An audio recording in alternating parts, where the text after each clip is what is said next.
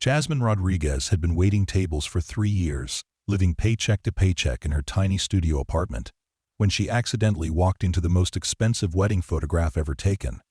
The bride screamed, the photographer gasped, and within 24 hours, Jasmine's life would never be the same. A billionaire designer would offer her a contract worth millions, saying she had stolen the spotlight without even trying. But first, she had to survive the most humiliating moment of her career. Before we carry on, please hit the subscribe button to make my day, and let me know where you are watching from in the comments. The crystal ballroom at the Palazzo Grande gleamed under 1,000 crystal chandeliers, each one worth more than Jasmine Rodriguez made in 6 months. She balanced a silver tray of champagne flutes with practiced grace, her red dress, the standard uniform for evening events at the luxury venue, catching the light as she navigated between tables draped in silk and adorned with arrangements of rare orchids that cost more than her monthly rent. The wedding of tech mogul Victoria Sterling to investment banker Marcus Kane was the social event of the year, with a guest list that read like a who's who of New York's elite and a budget that exceeded $5 million. Jasmine had worked dozens of high-end events, but nothing compared to this spectacle of wealth and influence. The bride wore a custom Valentino gown that had taken 8 months to create, its train flowing behind her like liquid silver, while the groom sported a tuxedo tailored by London's finest craftsmen. The reception hall buzzed with conversations about stock portfolios, art acquisitions, and vacation homes in the Hamptons, a world so far removed from Jasmine's reality that she might as well have been serving on another planet. As she refilled glasses and cleared plates, Jasmine caught glimpses of celebrities she had only seen on magazine covers, politicians whose names dominated headlines, and business titans who controlled billions in bad assets. She moved through this rarefied atmosphere like a ghost, invisible to the guests who barely acknowledged her existence beyond a casual nod when she approached with refreshments. This invisibility was both a blessing and a curse, allowing her to work efficiently while simultaneously reminding her of the vast chasm between her world and theirs. The photographer, renowned artist Alexander Dufresne, commanded the reception like a general directing troops. His assistants scurried about adjusting lights and positioning reflectors while he barked orders in heavily accented English, his reputation for capturing the perfect shot having earned him clients among European bourgeois, royalty, and Hollywood royalty alike. When he announced it was time for the first dance photograph, the one that would grace the cover of Vogue's wedding special issue, the entire ballroom fell silent with anticipation.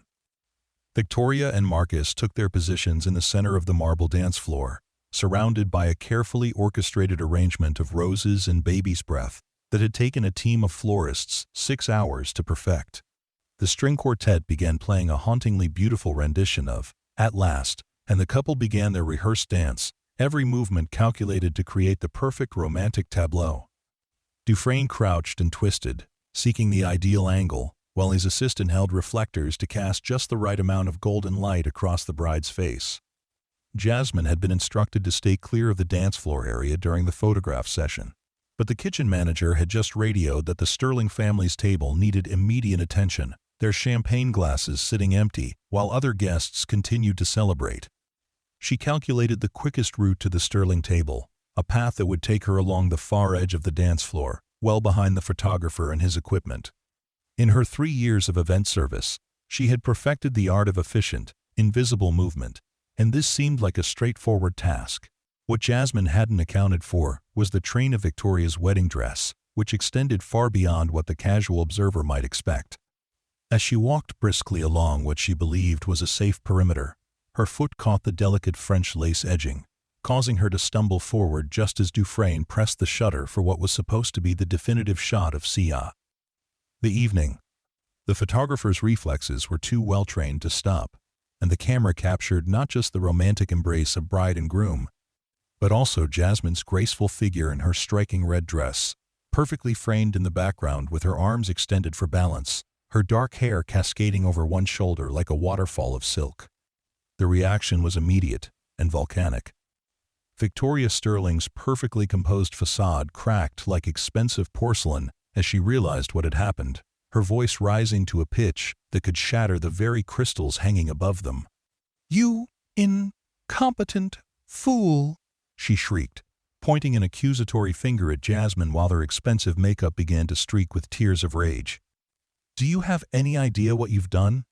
This photograph was supposed to be perfect, absolutely perfect, and you've ruined everything." The entire ballroom turned to witness the spectacle, hundreds of pairs of eyes focusing on Jasmine as she stood frozen in mortification, still holding her empty tray while the bride continued her tirade. Marcus attempted to calm his new wife, but Victoria was beyond consolation. Her voice carrying across the marble floors and echoing off the ornate ceiling as she detailed exactly how much the photographer cost, how long they had planned this particular shot, and how Jasmine's clumsiness had destroyed what should have been the most important photograph of her life. Dufresne examined his camera's digital display with the detached professionalism of someone who had witnessed countless wedding disasters, his expression unreadable as he studied the unexpected composition that now filled Pesh. His screen. The hotel's event coordinator appeared beside Jasmine with remarkable speed, her face flushed with the kind of panic that comes from knowing that one's career might be ending in real time, while she simultaneously tried to apologize to the bride and assess the damage to what was supposed to be a flawless evening. "I'm so sorry," Jasmine managed to whisper, her voice barely audible above Victoria's continued complaints about incompetent staff and ruined memories. "I didn't see the dress. I was trying to stay out of the way. I never meant to interfere with your special moment." But her apologies seemed to only fuel Victoria's anger, the bride's voice growing shriller as she demanded that Jasmine be fired immediately and that the hotel provide compensation for what she termed emotional damages and professional humiliation. The event coordinator quickly escorted Jasmine away from the dance floor, whispering urgent instructions about staying in the kitchen for the remainder of the evening while she attempted damage control with the Sterling Astor family. Jasmine spent the next 4 hours hiding behind industrial dishwashers and commercial refrigerators, helping with mundane tasks like polishing silverware and folding napkins, while the sounds of celebration continued in the ballroom beyond. Every few minutes, another staff member would return with updates about Victoria's ongoing complaints and demands for the photograph to be retaken, though the spontaneous magic of the first dance could never be recaptured. As the evening wound down, and the last guests departed in their chauffeured vehicles, Jasmine finally emerged from the kitchen to help with the massive cleanup operation. The ballroom, which had sparkled like a fairy tale setting just hours before, now looked like the aftermath of a glittering hurricane, with wilted flowers, empty champagne bottles, and crumpled napkins scattered across tables that would take an army of workers hours to restore to their original pristine condition. She worked in silence, loading dirty dishes onto rolling carts and sweeping rose petals from the marble floor, while replaying the evening's disaster in her mind. By the time Jasmine returned to her studio apartment in Queens, it was nearly 4 in the morning, and she was emotionally and physically exhausted. Her tiny space, with its second-hand furniture and walls decorated with postcards from places she dreamed of visiting someday, felt both comforting and constraining after an evening spent surrounded by unimaginable luxury. She kicked off her work shoes, hung up the red dress that had caused so much trouble, and collapsed onto her narrow bed without even removing her makeup, certain that her brief encounter with high society would soon be forgotten by everyone except herself. The next morning began like any other in Jasmine's carefully structured routine. She woke at 8:30, made instant coffee in her kitchenette, while checking her bank account on her phone to confirm that her paycheck from the previous night's work had been deposited, then settled down with a piece of toast to scroll through social media before getting ready for her afternoon shift at Marco's Cafe, the neighborhood Italian restaurant where she worked lunch shifts to supplement her evening catering income. Her phone had been buzzing intermittently since she woke up, but she had assumed it was the usual collection of spam calls and promotional messages that filled most people's devices these days. However, as she opened Instagram to mindlessly browse through posts from friends and acquaintances, she noticed that her notification count was displaying numbers she had never seen before. Hundreds of new followers, thousands of likes on photos she had posted months ago, and direct messages flooding in faster than she could read them. Confused and slightly alarmed, Jasmine opened her message requests to find an overwhelming flood of communications from people all over the world. Fashion photographers wanted to book her for shoots. Modeling agencies were offering representation, and fashion brands were proposing collaboration deals. Mixed among these professional inquiries were messages from ordinary people praising her beauty, asking about her background, and demanding to know more about the mysterious woman in red who had somehow captured the buy. Internet's collective imagination. The confusion deepened when she discovered that someone had tagged her in a post that had been shared over 50,000 times. The photograph from the previous night, the one that had caused Victoria Sterling such anguish, was now circulating across multiple social media platforms with captions like, "Who is this stunning mystery woman?" and "the most beautiful wedding crasher ever."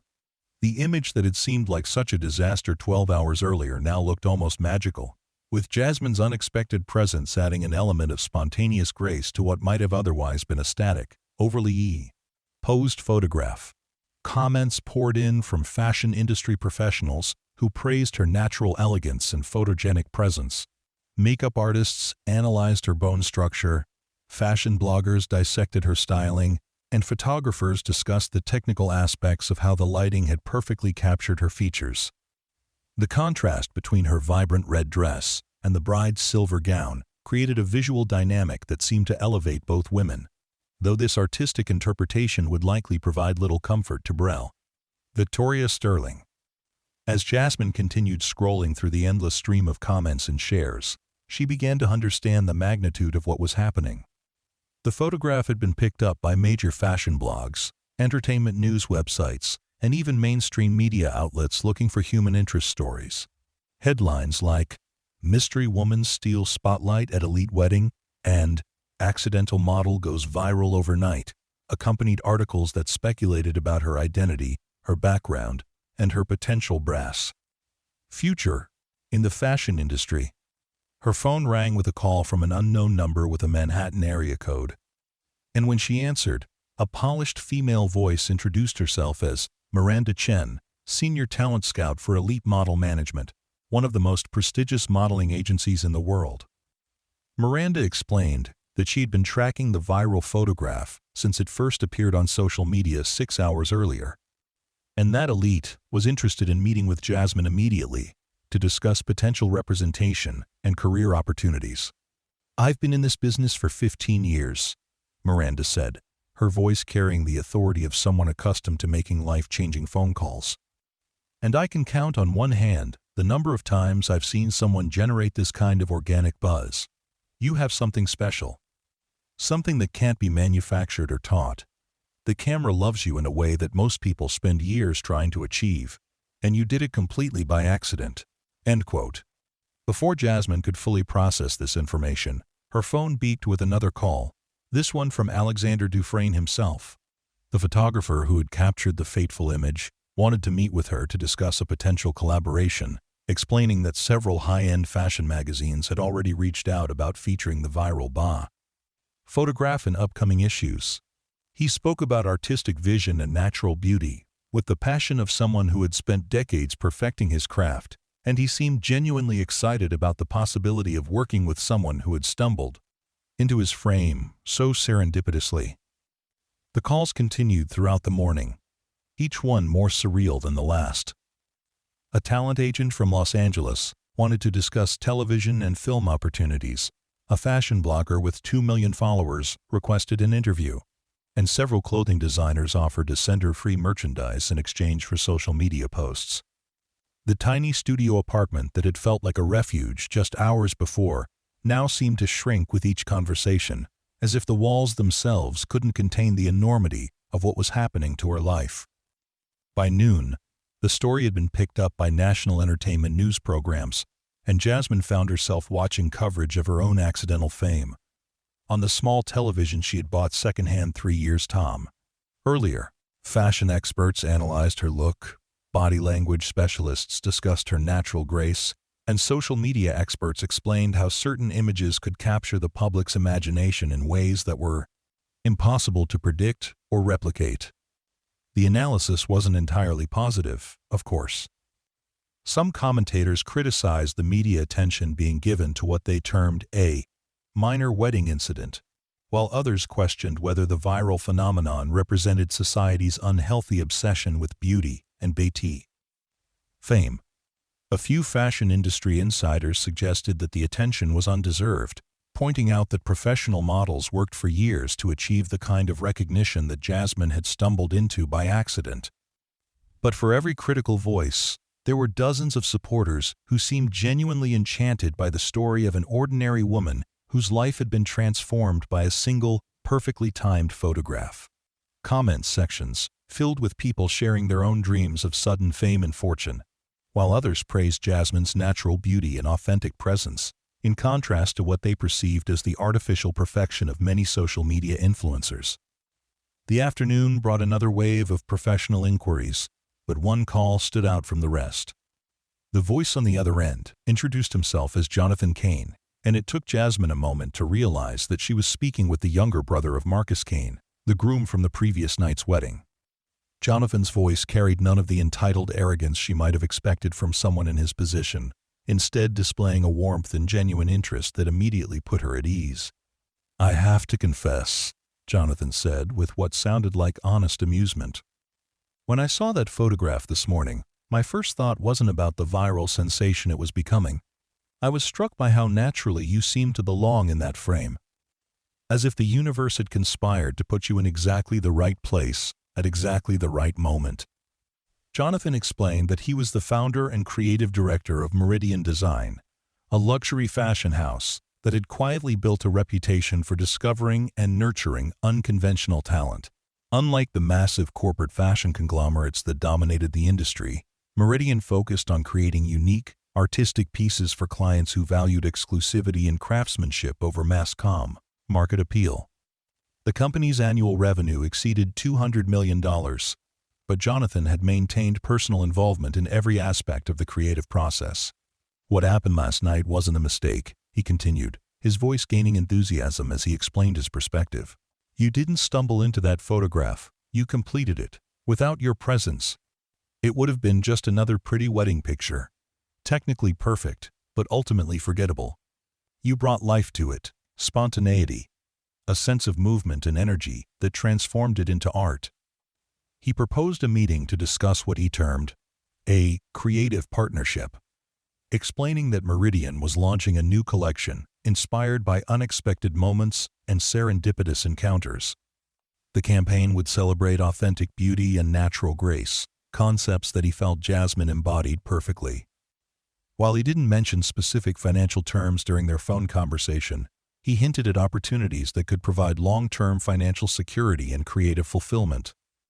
The rest of the afternoon passed in a blur of phone calls, email exchanges, and social media notifications that continued to accumulate at an overwhelming pace. Jasmine's follower count on Instagram had climbed to over 100,000. Her mentions on Twitter were trending in multiple countries, and fashion blogs around the world were featuring the photograph alongside speculation about her potential future in the industry. She found herself studying the viral image with new eyes, trying to understand what others saw and what had felt like such a mortifying moment. The technical quality was undeniable. Dufresne's reputation had been built on such mastery, but there was something else in the composition that she was only beginning to recognize. Her expression in the photograph wasn't one of embarrassment or apology, despite what she remembered feeling in that moment. Instead, the camera had captured something more confident, almost regal, as if she belonged among the luxury and elegance surrounding her. The red dress, which she had worn to countless events without giving it much thought, now seemed perfectly chosen for the moment.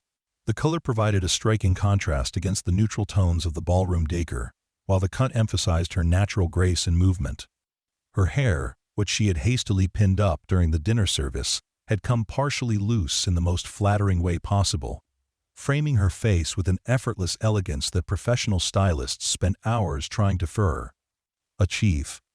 As evening approached, Jasmine realized that she needed advice from someone she trusted, someone who could help her navigate these unprecedented circumstances without being swayed by the excitement of sudden opportunity.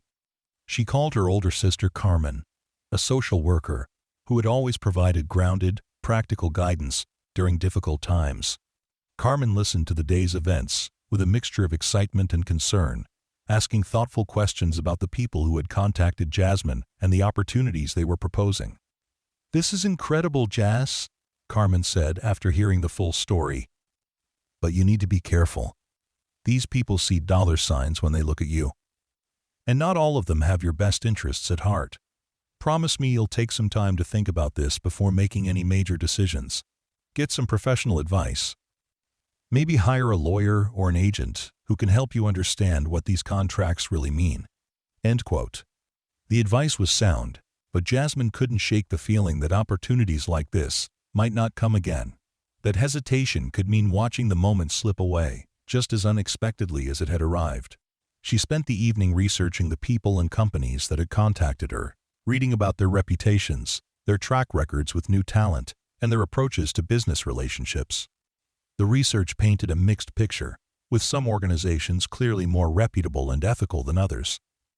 Jonathan Cain and Meridian Design emerged from her research with particularly impressive credentials. The company had been featured in major fashion publications for its innovative designs and ethical business practices, while Jonathan himself had been recognized for his commitment to supporting emerging artists and designers. Unlike some fashion industry figures whose success had come at the expense of others, he seemed genuinely interested in creating mutually beneficial partnerships that elevated everyone involved. Elite Model Management also checked out favorably, with a long history of successfully launching careers and a reputation for treating their talent fairly and professionally. Miranda Chen, the scout who had contacted her, had discovered several now-famous models who spoke positively about their experiences working with the agency. However, Jasmine also read cautionary tales about the modeling industry's demands and pressures. The constant scrutiny and criticism that came with public visibility, and the challenge of maintaining personal identity while being molded into a marketable image. The next morning brought even more media attention, as several major television shows requested interviews and fashion magazines proposed cover stories. The photograph had now been viewed millions of times across various platforms, and Jasmine's accidental fame was being discussed on talk shows, fashion podcasts, and entertainment news programs around the world. The story seemed to have captured something in the public imagination, perhaps because it represented the kind of magical transformation that most people could only dream about.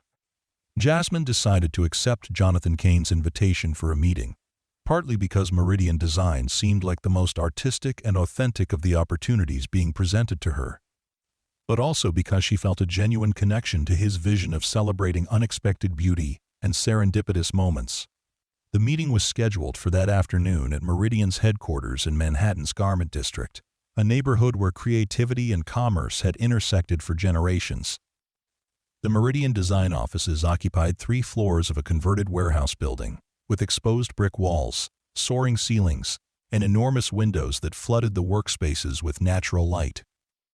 The atmosphere was both professional and creative, with design sketches covering bulletin boards, fabric samples draped over cutting tables, and half-finished garments hanging on dress forms throughout the studio.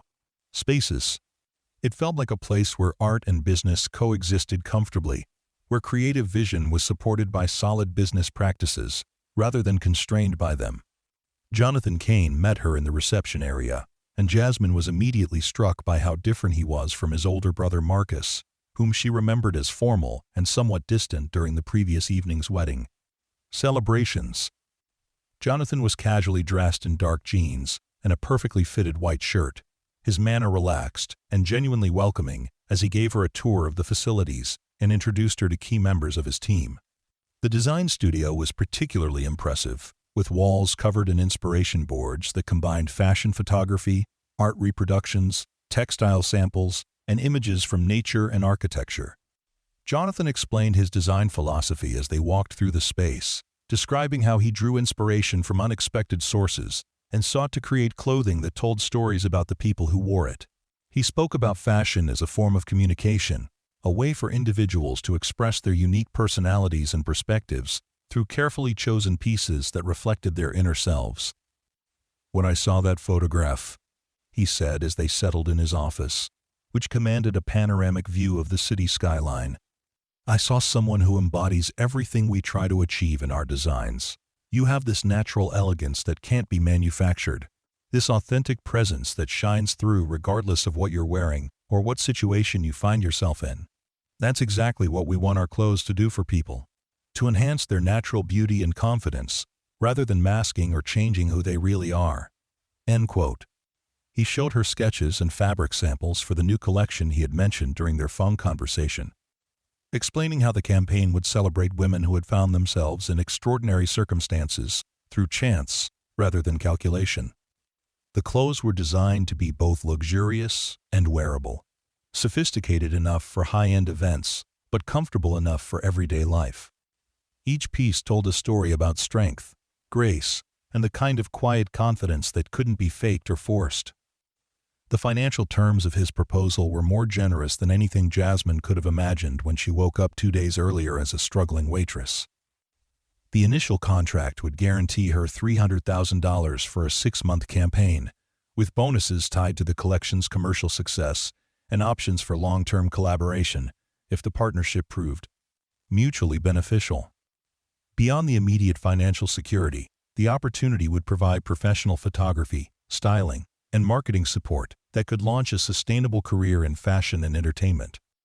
"I want to be completely honest with you," Jonathan said, as they discussed the practical details of the proposed arrangement. "This industry can be challenging, and sudden fame brings pressures that most people never anticipate. But you have something special, something that I believe can withstand those pressures and grow stronger over time. You're not just another pretty face, you're someone who brings authenticity to everything you do, and that's becoming increasingly rare in our business." As Jasmine listened to his vision for the campaign and the potential trajectory of their collaboration, she found herself imagining a future that had seemed impossible just 48 hours earlier. The financial security alone would transform her life, allowing her to move out of her tiny studio apartment, pay off her student loans, and maybe even help her parents with the mortgage on their house in Brooklyn. But beyond the money, the opportunity represented a chance to be part of something creative and meaningful, to work with people who valued artistry and authenticity over mere commercial success. The meeting concluded with Jonathan giving her several days to consider the proposal and consult with whatever advisors she chose to involve in the decision-making process. He recommended several lawyers and agents who specialized in entertainment and fashion contracts, professionals who could help her understand the legal implications and negotiate terms that would protect her interests while allowing the collaboration to flourish. His willingness to encourage her to seek independent advice spoke well of his intentions and the legitimacy of his offer. Over the next few days, Jasmine consulted with the recommended professionals, each of whom confirmed that the Meridian design opportunity was legitimate and potentially lucrative. The contract terms were fair by industry standards, with several provisions that were unusually favorable to the talent rather than the company. Jonathan's reputation in the fashion industry was sterling, and his previous collaborations had consistently elevated the careers of everyone involved while producing commercially and critically successful results. Meanwhile, the media attention continued to intensify rather than diminish, as many had predicted. Fashion magazines featured the viral photograph and editorials about spontaneous beauty and authentic moments, while social media platforms saw thousands of users attempting to recreate Jasmine's accidentally perfect pose and styling. The red dress she had worn, which belonged to the Palazzo Grande's uniform collection, had sold out at several retailers after fans tracked down similar styles online.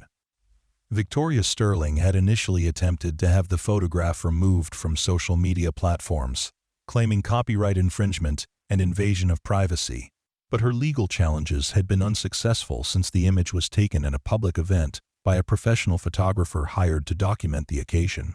Her continued complaints about the situation only served to keep the story in the news, as entertainment reporters found the contrast between the bride's outrage and the public's enchantment with Jasmine's accidental appearance irresistibly compelling.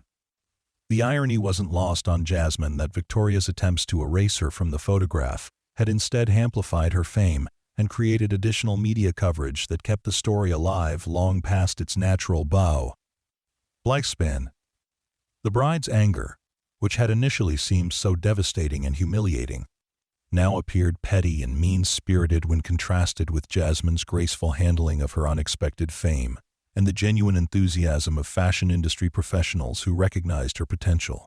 After careful consideration and consultation with her newly hired legal and professional advisors, Jasmine decided to accept Jonathan Cain's offer and sign with Meridian Design for the initial 6-month campaign. The decision felt both terrifying and exhilarating, like stepping off a cliff while trusting that wings would appear before she hit the ground. Her life was about to change in ways she couldn't fully anticipate, but the opportunity to be part of something meaningful and beautiful seemed worth the risks involved. The first photo shoot took place just 1 week after the viral wedding photograph had been taken, but the experience couldn't have been more different from that accidental moment of fame. This time, Jasmine was the intentional focus of attention, working with a team of professionals who had spent days planning every detail of the shoot to capture her natural elegance while showcasing Meridian's new collection. The photographer, makeup artist, stylist, and creative director all collaborated to create images that celebrated her authentic beauty while demonstrating the artistic vision behind Jonathan's designs. The clothes themselves were revelatory, each piece seeming to enhance rather than constrain her natural movement and expression. Unlike the stiff, formal garments she had always associated with high fashion, these designs moved with her body and reflected her personality in ways that felt both luxurious and comfortable. The experience of being photographed professionally was initially intimidating, but Jonathan's encouraging presence and the team's collaborative approach soon put her at ease. As she posed in a flowing emerald dress that seemed to capture light and movement with equal grace, Jasmine reflected on the surreal journey that had brought her to this moment. Less than 2 weeks earlier, she had been an invisible server at someone else's celebration, and now she was the center of a creative collaboration that would be seen by millions of people around the world. The transformation felt both dreamlike and oddly inevitable, as if all her previous experiences had been preparing her for this unexpected opportunity. The campaign launched 6 weeks later with a series of advertisements that appeared simultaneously in major fashion magazines, on billboards in major cities, and across social media platforms worldwide. The images captured something that traditional fashion photography often missed: a sense of authentic emotion and natural beauty that resonated with viewers who were tired of overly processed and artificial imagery. Sales of the collection exceeded all projections, with several pieces selling out within hours of becoming available online. More importantly for Jasmine's long-term career prospects, the campaign established her as a fresh and authentic voice in an industry often criticized for its superficiality and exclusivity. Fashion editors praised her natural presence and genuine charisma, while consumers responded enthusiastically to advertisements that felt more like artistic portraits than commercial promotions. The success led to additional opportunities with other brands and designers who wanted to capture some of the magic that had made the Meridian campaign so effective.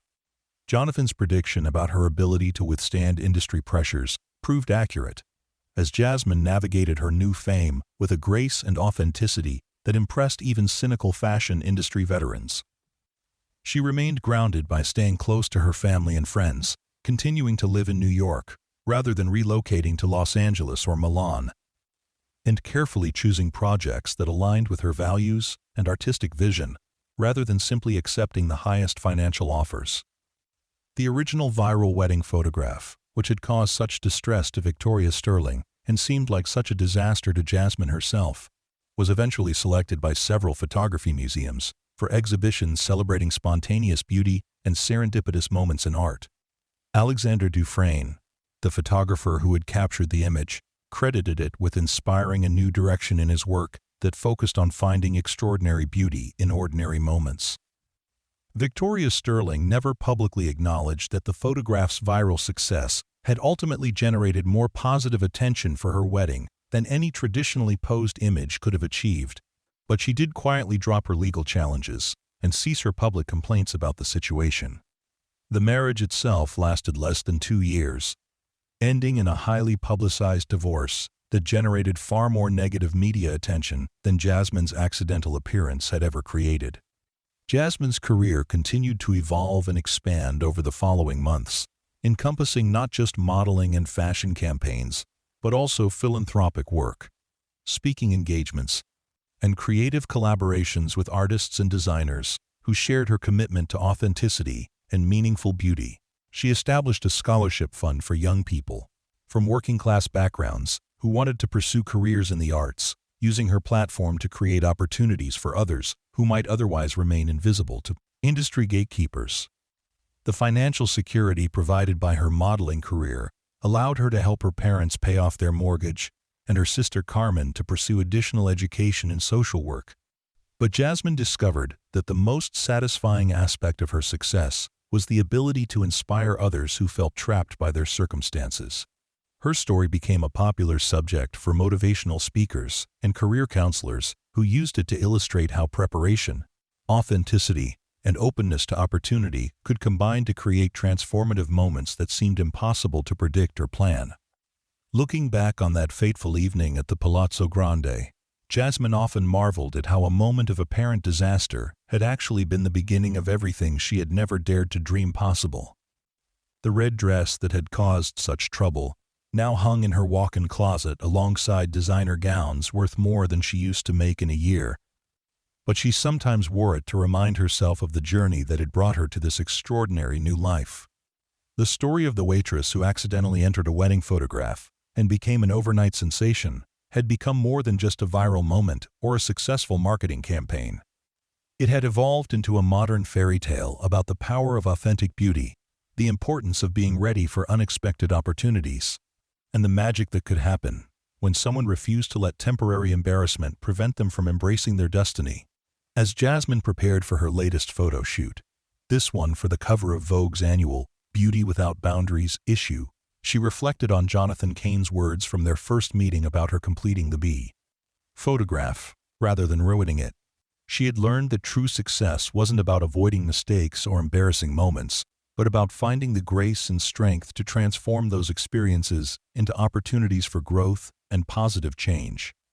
The young woman who had once felt invisible while serving champagne to society's elite had discovered that her greatest strength lay not in blending into the background, but in bringing her authentic self to every situation, with confidence and grace. The accidental fame had become intentional success, built on a foundation of genuine talent, professional integrity, and the kind of natural charisma that couldn't be manufactured or replicated. Her story continued to inspire people around the world who had felt overlooked or undervalued in their own lives, proving that sometimes the most beautiful moments were the ones that weren't planned, choreographed, or perfectly executed. In a world increasingly obsessed with artificial perfection and calculated success, Jasmine Rodriguez had become a symbol of the extraordinary power of authenticity, spontaneity, and the courage to embrace unexpected opportunities with an open heart and unwavering confidence in one's own worth and potential. 6 months after signing with Meridian Design, Jasmine found herself walking the runway at New York Fashion Week for the first time, wearing a stunning midnight blue gown that seemed to flow like liquid starlight with Hasseleye. Every step she took. The front row was packed with fashion editors, celebrities, and industry influencers who had come specifically to see the woman whose accidental photograph had captured the world's imagination. As she reached the end of the runway and paused for the traditional final pose, the audience erupted in applause that seemed to go on forever, a sound that validated not just her presence on the catwalk, but her entire journey from invisible service worker to celebrated fashion icon. The backstage area buzzed with energy as models, designers, and stylists prepared for the next show. But Jasmine took a quiet moment to call her parents in Brooklyn and share the experience with the people who had supported her dreams long before anyone else believed they were possible. Her mother Rosa's voice cracked with emotion as she described watching the live stream with neighbors who had gathered in their small living room to witness their daughter's triumphant moment on fashion's biggest stage. "Mija," her father Carlos said when he took the phone, his voice thick with pride and wonder. "When you were little, and you used to dress up in your mother's old clothes and pretend to be a model, I never imagined that someday we would be watching you on television, walking with the most beautiful women in the world. You have brought such honor to our family, but more than that, you have shown us that dreams are not just cash for other people." The emotional conversation reminded Jasmine of how far she had traveled, not just geographically from Queens to Manhattan's most exclusive venues, but spiritually and professionally from a young woman who had felt invisible to someone who was now being recognized as one of fashion's most promising new faces. The validation from her parents meant more than any professional accolade because it acknowledged not just her success, but the values and work ethic that had made that success possible. As her career continued to flourish, Jasmine began receiving invitations to events and opportunities that went far beyond traditional modeling assignments. Film producers approached her about acting roles, television networks proposed hosting opportunities, and major brands sought her endorsement for products ranging from luxury skincare to high-end automobiles.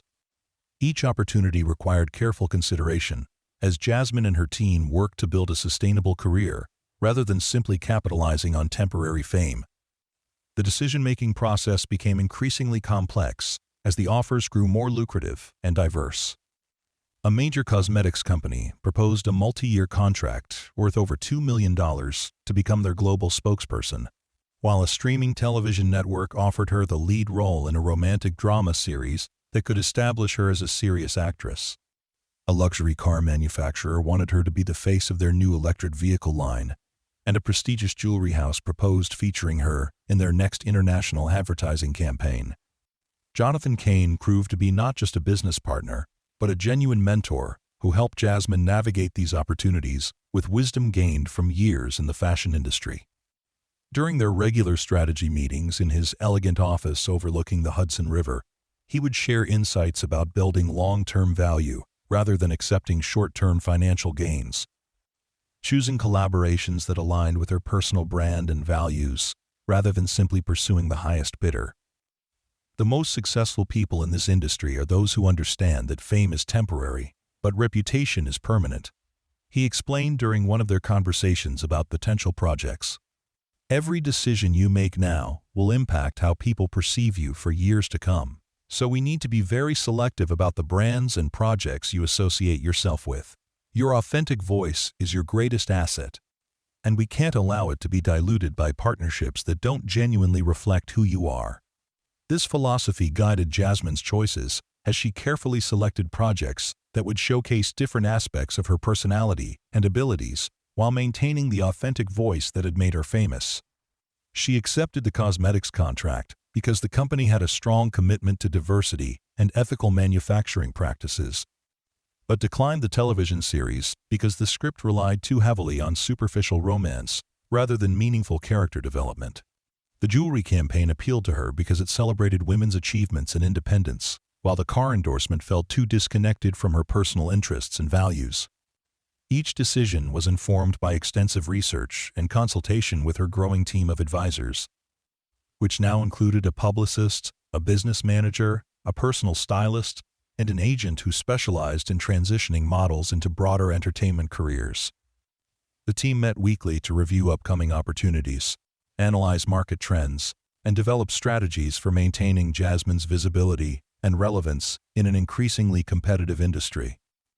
The original viral photograph continued to generate interest and discussion, particularly among photography and fashion students who studied it as an example of how spontaneous moments could create more powerful images than carefully orchestrated professional shoots. Several universities invited Jasmine to speak at their programs, sharing her perspective on the intersection of chance and preparation and creative success. These speaking engagements became some of her most rewarding professional activities, as they allowed her to connect directly with young people who were pursuing their own dreams in creative fields.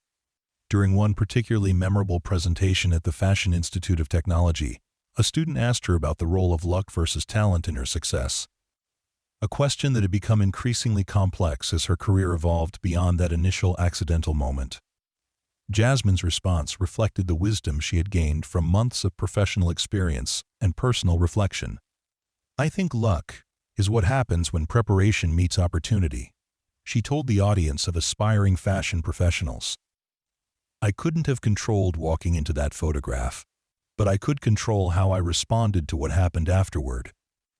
I had been working in the service industry for years, learning how to move gracefully under pressure, how to stay composed in challenging situations, and how to treat people with respect regardless of their status or attitude toward me.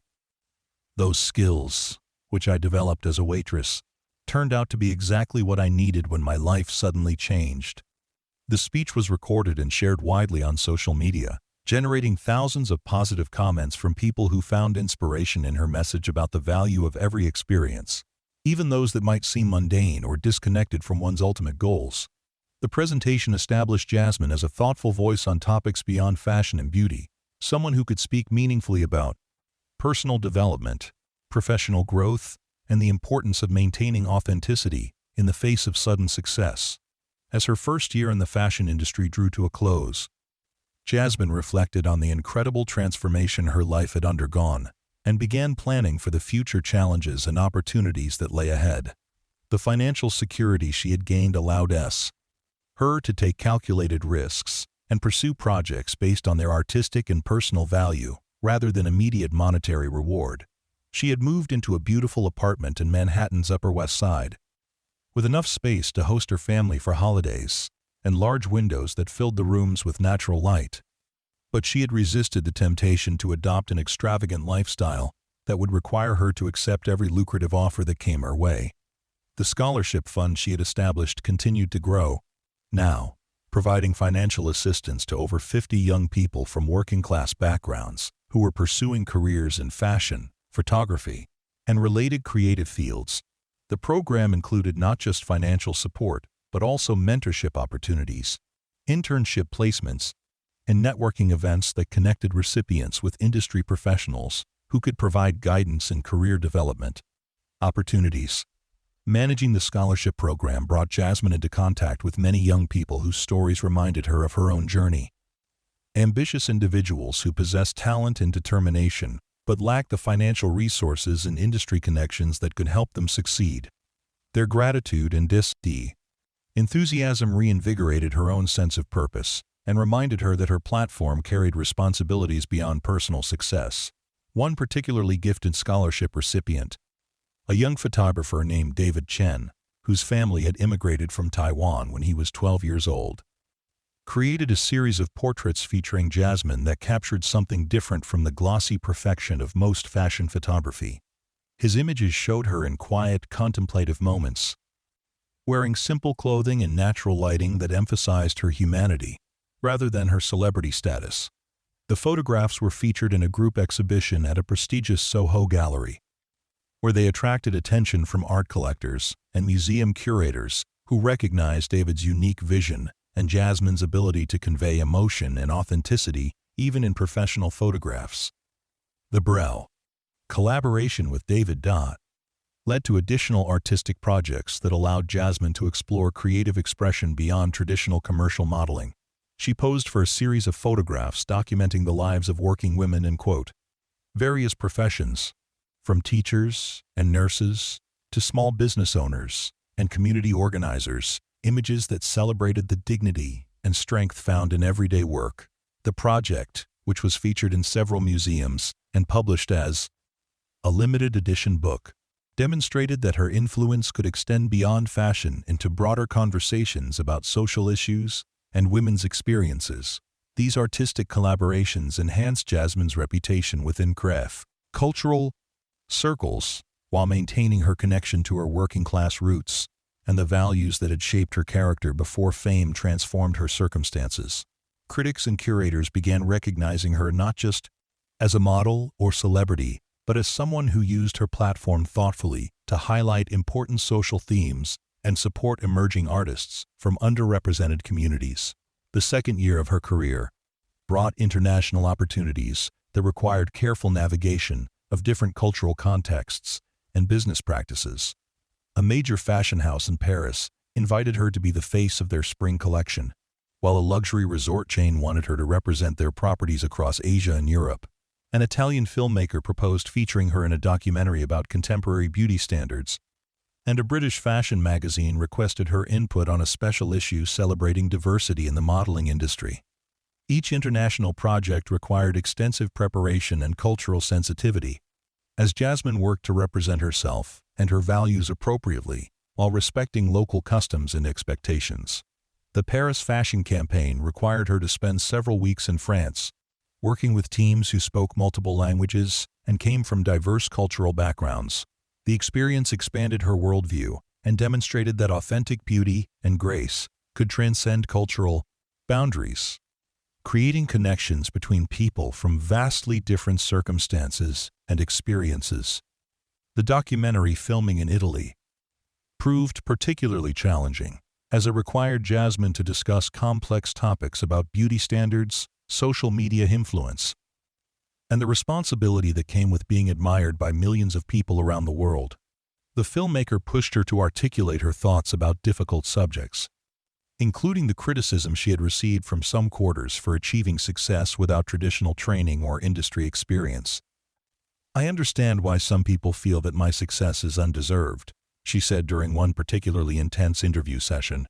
"But I think that perspective misses something important about how beauty and talent actually work.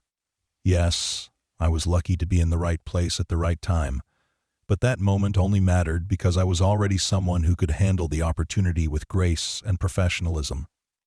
The years I spent working in restaurants and catering taught me skills that turned out to be directly applicable to modeling and public appearances, even though I had no way of knowing that at the time."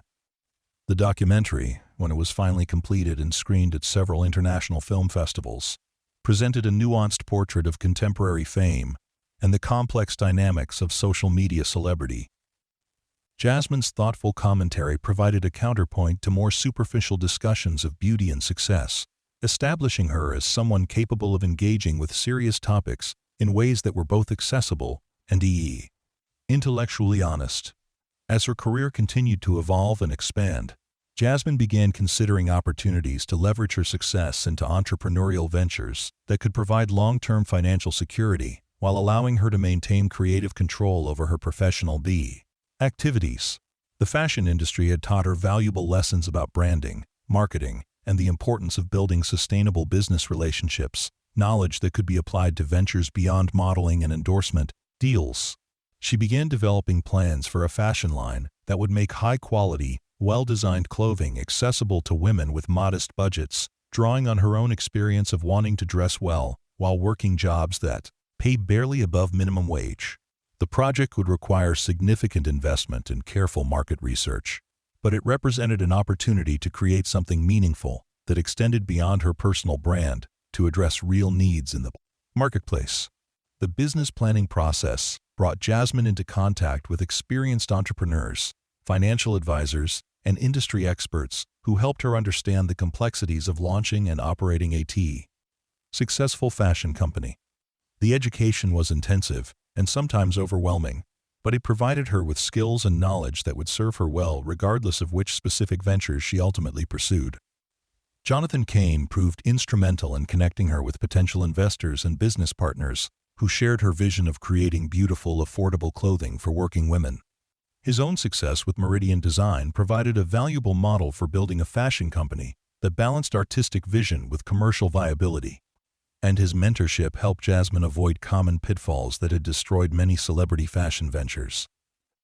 The viral wedding photograph that had started everything continued to appear in new contexts, featured in academic papers about social media phenomena, marketing textbooks discussing viral content, and art history courses examining the role of accident and spontaneity in creating meaningful images. The photograph had become larger than its original context, transcending the specific moment of its creation to become a cultural artifact that represented broader themes about beauty, authenticity, and the unpredictable nature of fame in the digital age. Victoria Sterling had eventually embraced the photograph's success, featuring it prominently in her own social media posts and interviews about her wedding, though she never publicly acknowledged that her initial reaction had been less than gracious. The transformation of her attitude toward the image provided an interesting study in how perspective could change when circumstances evolved, and how initial embarrassment could give way to pride when context shifted. Marcus Kane, the groom from that fateful evening, had become a supportive advocate for Jasmine's career, often mentioning her success during business interviews as an example of how unexpected moments could create extraordinary opportunities for those prepared to embrace them. His brother Jonathan's relationship with Jasmine had evolved into a deep friendship and creative partnership that extended far beyond their original business arrangement, demonstrating how professional relationships could develop into meaningful personal connections when built on mutual respect and shared values. As Jasmine prepared for her next major milestone, the launch of her fashion line and the opening of her first flagship store in Manhattan, She reflected on the remarkable journey that had brought her to this point of independence and creative fulfillment. The young woman who had once felt invisible while serving champagne to society's elite had not only found her own place in that rarefied world, but had used her position to create opportunities for others and to demonstrate that success built on authentic values could be more satisfying and sustainable than fame pursued for its own sake.